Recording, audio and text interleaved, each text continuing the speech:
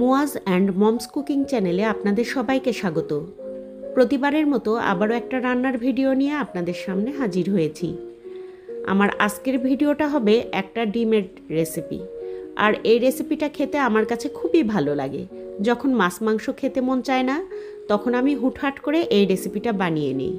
বাজারে যেহেতু নতুন আলু, তাই আলু দিয়ে রেসিপিটা করতে হবে, আর ভাবলাম আপনাদের সঙ্গেও শেয়ার করে নিই। আসসালামু আলাইকুম বন্ধুরা, আশা করছি সবাই ভালো আছেন। আমি জাকিয়া সুলতানা পাঁচবিবি থেকে বলছি।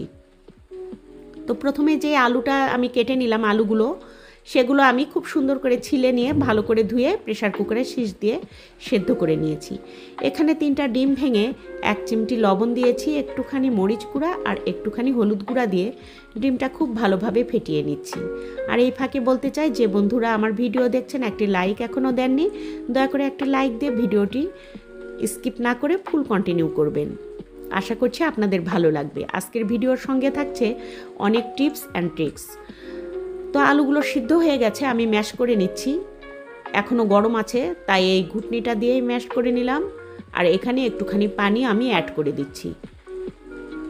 সামান্য পানি অ্যাড করে দিলে আলুটা গুলে নিলে হবে কি, আলুটা দলা বেঁধে যাবে না। পরে যখন আমি রান্না করব, রান্নার সঙ্গে গ্রেভির সঙ্গে গুলে যেতে খুব ভালো হবে, মশলার সঙ্গে দলা হয়ে থাকবে না। এটা কিন্তু একটা ভালো টিপস। আলু দিয়ে রান্না করলে অবশ্যই এভাবে পানি দিয়ে গুলিয়ে নেবেন, তাহলে ভালো হয়।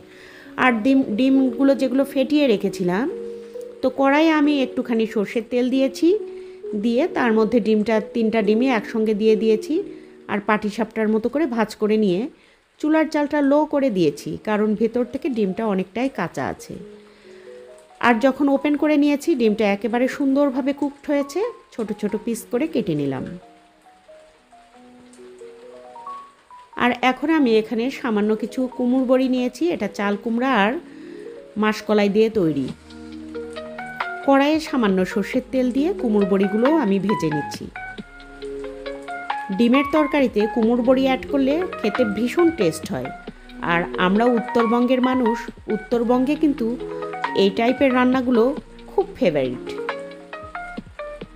কুমড়ো বড়িটা ভেজে তুলে নিয়ে কড়াইয়ে তেল দিয়েছি সর্ষের, আর সেখানে 3টা পেঁয়াজ কুচি দিয়েছি আর 3টা কাঁচামরিচ চেরা দিয়েছি। তার সঙ্গে একটুখানি গোটা জিরা ফোড়ন দিলাম। এখন এগুলো ভেজে নিচ্ছি। তার সঙ্গে গরম মশলা দিচ্ছি, যেহেতু ডিমের তরকারি। 3টা সাদা এলাচ ফাটিয়ে নিয়েছি খুব সুন্দর করে থেতো করে, আর 2-3 টুকরা দারচিনি, একটা তেজপাতা। তার সঙ্গে দিলাম একটু টমেটো, 1 টেবিল চামচ লবণ, 1 চা চামচ মরিচ গুঁড়া আর 1 চা চামচ হলুদ গুঁড়া, আর 1 টেবিল চামচ দেবো আদা রসুন জিরার বাটা। চুলার জালটা লো করে রেখেছি এখন, যাতে মশলাগুলো পুড়ে না যায়। আর এখন ঢাকনা দিয়ে ঢেকে দেবো একটুখানি সফট হোক টমেটোগুলো। আর ঢাকনা ওপেন করে খুব সুন্দর করে খুন্তির আগা দিয়ে একটুখানি টমেটোগুলো আধো ভাঙা করে নিয়েছি। তারপরে এখানে আমি অ্যাড করে দিয়েছি সামান্য পানি। আবারও ঢাকনা দিয়ে ঢেকে দেব। খুব ভালো করে মশলাটা কষিয়ে নিতে হবে, তাহলে রান্নাটা খেতে খুবই টেস্টি হবে।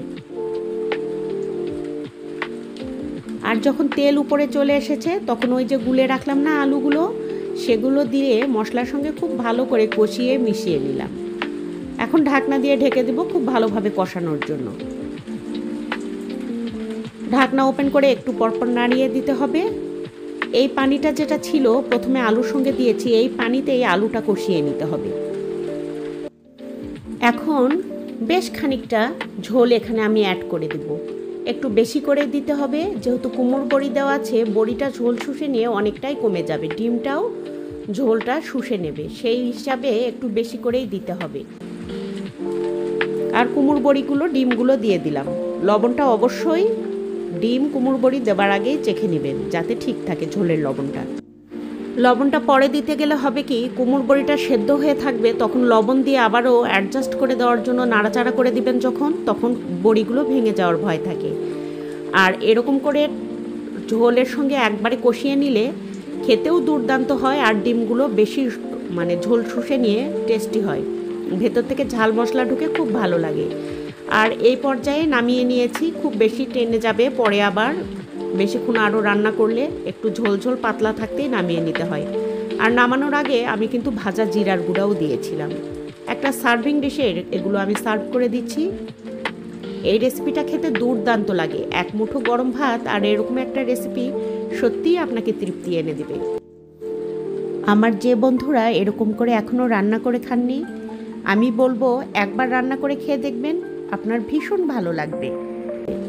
আর রান্না করলে অবশ্যই জানাবেন আমাকে কমেন্টে কেমন লাগলো। তো বন্ধুরা, যারা আমার চ্যানেলটি এখনও সাবস্ক্রাইব করেননি তারা অবশ্যই চ্যানেলটি সাবস্ক্রাইব করে পাশে থাকা বেল আইকনটি বাজিয়ে অল অপশনে একটা ক্লিক দিবেন, যেন আমার ভিডিও আপনার কাছে আগেভাগেই পৌঁছে যায়। আর নিত্য নতুন ভিডিও পেতে সবাইকে রিকোয়েস্ট করছি চ্যানেলটি সাবস্ক্রাইব করার। আর যারা কাজটি আগেই করেছেন তাদেরকে অসংখ্য ধন্যবাদ। আর ভিডিও অবশ্যই ফুল ওয়াচ করবেন, এতে করে আমার আপনার দুজনেরই লাভ। তো সবাই ভালো থাকবেন, সুস্থ থাকবেন। সবার কাছে বিদায় চেয়ে নিচ্ছি। আল্লাহ হাফেজ।